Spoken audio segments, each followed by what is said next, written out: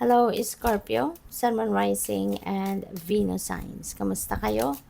Sana po nasa mabuti kayong kalagayan. Welcome back po sa Star Tarot. At kung bago kayo rito, welcome din po kayo. Please subscribe, like, share my videos, and leave me a comment kung nakaresonate kayo. Thank you. So, Scorpio, we have learned, take a lesson from the owls, deeply observe the night, and you'll become a little wiser in the day. Alright? So, yun. So, siguro ngayon, there are going to be a lot of realizations and learnings na matututunan kayo or mapupulot kayo from other people ngayon, no? Scorpio. There could be, o pwedeng ano ito o pwedeng malalaman lang ninyo ito from other people. Meron makakapagturo sa'yo. Meron mag-a-advise sa'yo. 'Di ba? Mga ganon ba? Marami kang matututunan.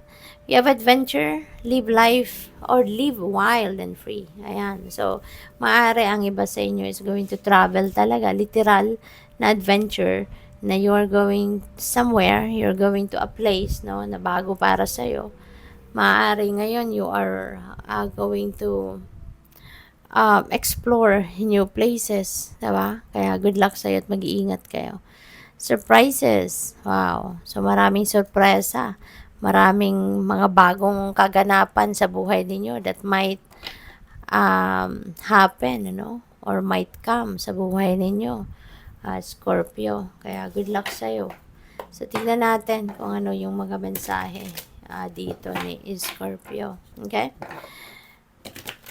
So, what else? Yung surpresa na yan, could be anything. Po pwedeng material na bagay, po pwedeng may taong dadating sa buhay mo, bagong tao, or kung ano mang kaganapan.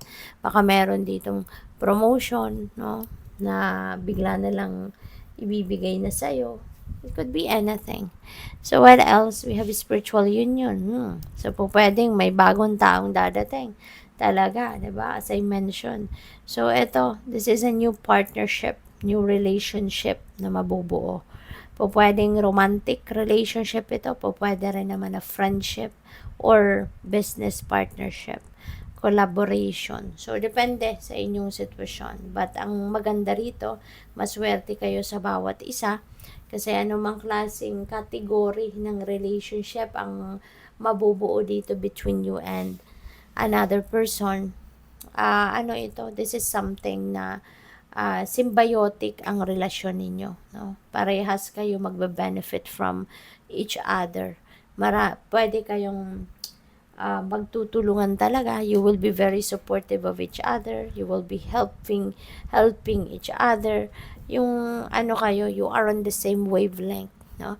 Lagi kayong magsusuportahan. Parang lagi kayong mag-agree sa bawat isa. Yung ganun ba, no? Kaya masaya at maganda ang magiging kahinatnan ng relationship na ito. Prosperity begins. Napakaganda, no? So, maaari, no, na yung asenso mo na to, yung abundance and prosperity na to, malaki ang epekto ni kapartner mo sa'yo. Kasi po pwedeng galing ito sa venture ninyong dalawa na pagtutulungan ninyo. 'Di ba? Yung perang dadating or opportunity para mas lalo pa kayong yumaman, mas lalo pa kayong magkapera, could be dahil din sa tulong ng taong ito na dadating sa buhay mo. O pwedeng ganon. O pwede rin naman na hindi, no? Depende sa inyong sitwasyon yan. But this is the start of you. Diba? Magiging abundant na kayo and magiging prosperous. This is the start of you changing your financial landscape, no?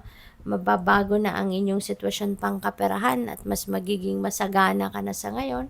Magkakapera ka na, makakapagsimula ka na ng negosyo, may pangkapital ka na, yung ganun ba? Kaya good luck sa'yo. Magbabago na yung takbo ng kaperahan mo. Mas magiging ka na ngayon, financially comfortable, no? So, we have discontent and boredom. Ang iba sa inyo rito, baka merong mga disappointment, discontentment, no? Pwedeng sa trabaho, pwedeng sa pamilya, sa relationship, depende, kung ano man ang sitwasyon na ito na nagpapalungkot sa'yo. Kasi, maaari na hindi mo nakuha dito kung anong gusto mo. Kaya down ang pakiramdam mo. O pwedeng hindi mo na-reach kung ano yung expectations mo, no? Kaya discontented ka. Pero nakayuko yung lalaki, no? Nakayuko sa madilim kasi yun ang pakiramdam niya, no? Low vibe, malungkot, bored sa mga nangyayari sa sitwasyon, discontented, frustrated, mga ganon. Pero kung lilingon siya sa kanyang right, 'di ba? Makikita niya maliwanag, very optimistic, you know. Kasi nga parang nawalan siya ng gana sa ngayon. Oh, nawalan ng gana, nabwisit, yung ganon. Pero you know what? That's going to change kasi wala namang permanente sa mundo, hindi ba? Scorpio, everything changes, everything evolves.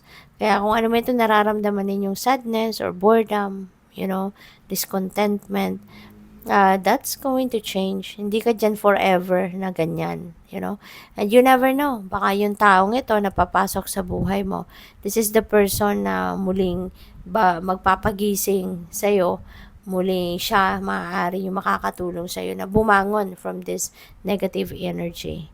At eventually, makikita mo din yung potential out there. 'Di ba? Yung mga opportunities and possibilities that is being represented by these rainbows. Maaaring makikita mo din yan eventually. Kaya, maaari na sa tulong ng taong ito, no, muling gaganahan ka sa buhay, muling makakabangon ka sa pagkakalugmok na ito, at sa tulong niya, no, pwede na ito talaga mangyayari sa'yo. There will be financial blessings, financial opportunities that might come your way. At ito yung pagmumulan mo ng bagong buhay. No? Magsisimula ka ng pwedeng bagong trabaho kasi baka makita mo na tong opportunity na to. And that could be bagong trabaho, bagong career path, negosyo, investment, diba? Anything na pwedeng pagkaperahan. So, good luck sa'yo. Thank you for watching. Laman Light. Namaste.